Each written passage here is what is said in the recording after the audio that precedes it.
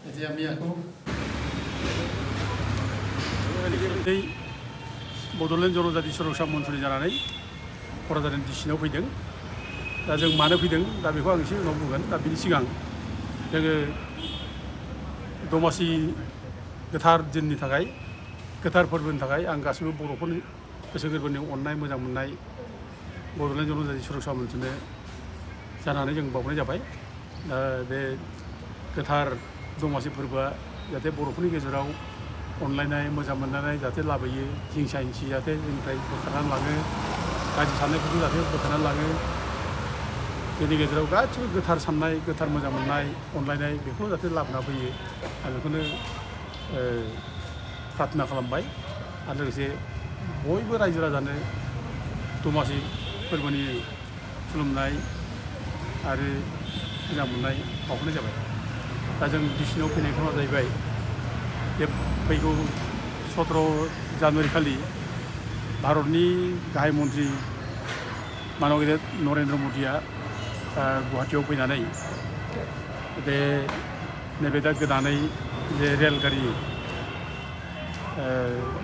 बन्दे Bharat sleeper express train Howrah to Guwahati Kamakhya आरो Kamakhya two माने हावड़ा जायनोखि बेखेवना होगोन बे माने मोजां जादों आरो जों बेखौ बरायो। खिन्थु दुखुनांथाव बाथ्रा बेनो जाबाय जे बे बन्दे भारत स्लिपार एक्सप्रेसआ क'क्राझाराव स्टपेज गैया। बेनिखायनो क'क्राझाराव स्टपेज नांगौ होननानै जों दिनै डिसिनाव गांसे मेम'रेन्डाम होबाय। बे मेम'रेन्डामखौ जों NF रेलवेनि जेनेरेल मेनेजारनो हरबाय आरो भारतनि रेल मन्थ्रि बिथांनोबो जों हरनाय जाबाय आरो माननीय गेदेर प्राइम मिनिस्टार बिथांनोबो जों गांसे हरनाय जाबाय जाहाथे क'क्राझाराव स्टपेज खालामो।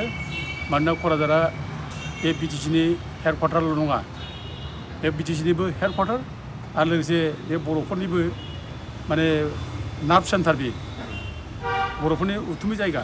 दा बे उथुमै जायगायाव आरो BTCनि हेडक्वार्टाराव जुदि ट्रेना लाखियाब्ला बे खोब अननाय जायो, जोंखौ नेग्लेक्ट खालामनाय जायो आरो जोंनि इसिबां माने जौगानाय जोंनि प्रति जे मोजां मोननाय बेखौ नेवसिगारनाय जायो।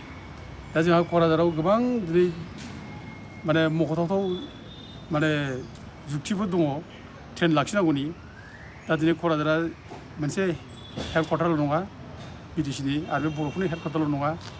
दा बिनि बादैबो बे जायगायाव आसे पासे जायगाफ्राव गोबां जोंहा माने टुरिस्टफोरनि थाखाय सिनिक बिउटिफोर दङ, बेफोराव टुरिस्टफ्रा फैनो हायो। आरो जोंहा बेयाव इउनिभारसिटि दङ, माने बड'लेण्ड इउनिभारसिटि दङ आरो गुबुन इउनिभारसिटि दङ। ओमफ्राय लोगोसे CIT दङ जोंहा, ओमफ्राय इन्जिनियारिं कलेज दङ।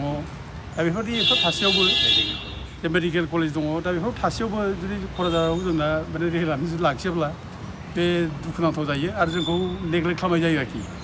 बेखायनो जोङो जुदि प्राइम मिनिस्टारा बुंदोंब्ला सबका साथ सबका बिकास सबके साथ होनना बुंनाय बाथ्रा, दा जोंनाव बेफोरखौ माने माबानांगौ, इमप्लिमेन्ट खालामनांगौ आरो बेखौ इमप्लिमेन्ट खालामोब्ला जोंनो बेफोर ट्रेनखौबो जोंनो बे गोरिब गुन्द्रा जायगायावबो जोंनो स्टपेज होनांगौ। दा जों बेखौनो दिनै माननीय गेदेर डिसिखौ जों खावलायबोदों आरो जोङो बिथांनि थ्रुयैनो जोङो मेम'रेन्डामखौ दिनै हरनाय जाबाय। गोजोन्थों।